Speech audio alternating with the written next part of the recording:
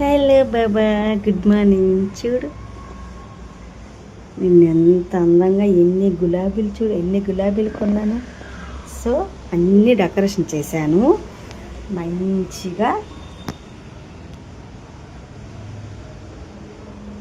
మంచిగా దీపం పెడతాను, పాయసం చేస్తాను, మంచిగా తిని సరేనా.